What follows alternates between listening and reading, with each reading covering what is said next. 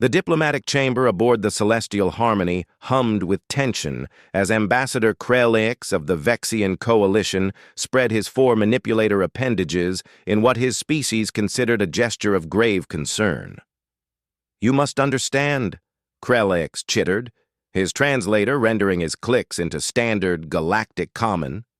"The planet you wish to colonize, Verdant 7, harbors apex predators unlike anything in the known galaxy. We lost 3 survey teams before we abandoned our claim." Roma Chen, the human expedition leader, leaned forward in his chair, his dark eyes reflecting genuine interest rather than fear. Beside him, Dr. Anna Kowalski, the mission's xenobiologist, was already pulling up holographic data on her tablet. "What kind of predators are we talking about?" Anna asked, her fingers dancing across the screen. Krelix's eye stalks quivered, a Vexian expression of distress. The holographic projector flickered to life, displaying a creature that made even some of the human crew members shift uncomfortably. It was roughly the size of a large bear, with sleek black fur, powerful limbs ending in curved talons, and a mouthful of teeth designed for one purpose: killing. "We call them shadow stalkers," Krelix explained. "They hunt in packs of 4 to 6. Their bite force can crush durasteel. They're ambush predators with intelligence approaching sentience. They killed 17 of our people before we evacuated." Orchestrated narrative tension and comedic reveal through contrasting perspectives. Good start. Now I need to build up the tension and then have the reveal about Earth predators, pets. Let me continue with the aliens describing more dangers, and then the humans will casually mention their own experiences with similar creatures as pets. Anna zoomed in on the creature's jaw structure, her expression thoughtful rather than frightened. "Fascinating dental arrangement. Roma, look at those carnassials." "I'm more interested in the pack behavior," Roma replied, making notes. "Coordinated hunting strategies suggest advanced cognitive function." Krelix's membranes fluttered in confusion. The humans seemed more intrigued than terrified. Perhaps they didn't understand. "There's more," interjected Talara, the Centaurian security chief, her crystalline form refracting the light into anxious patterns. "The waters contain razor-fin serpents, 3 meters of pure muscle and fangs. They've been known to leap from rivers to drag prey twice their size underwater." "And the forests," added Krelix, "shelter what we call sky raptors, winged predators with telescopic vision who can spot movement from 5 kilometers away and dive at speeds exceeding 300 kilometers per hour." The assembled alien delegation waited for the humans to reconsider their colonization plans. Instead, Roma and Anna exchanged a glance, and something passed between them, something that looked suspiciously like amusement. "Ambassador," Roma said carefully, "these predators you've described, they're certainly impressive, but I think there might be a fundamental misunderstanding about human threat assessment." Anna pulled up her personal data drive and projected an image. The alien delegates recoiled in horror. It was a creature similar to the Shadow Stalker, but with orange and black stripes. "This is a tiger," Anna explained calmly. "Apex predator from Earth. Bite force of about 150 psi. Solitary hunter. Can take down prey 3 times its size. There are fewer than 4,000 left in the wild on Earth, and we're desperately trying to save them." You protect these monsters?"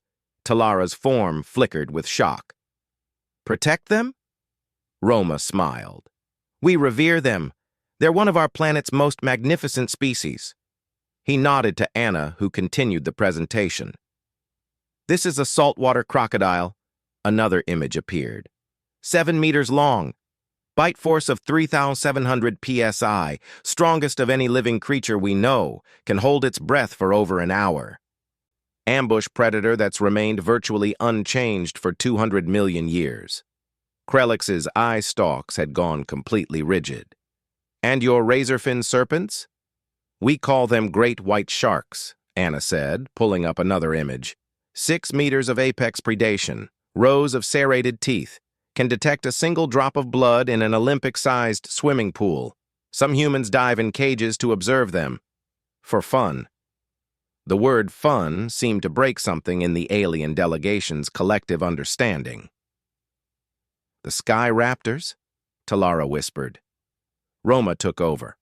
Golden eagles, peregrine falcons, they dive at speeds over 300 kilometers per hour. Humans have been training them to hunt alongside us for over 4,000 years. We call it falconry. It's considered an art form. But surely, Krellick said, his voice barely above a whisper. You keep these creatures far from your population centers?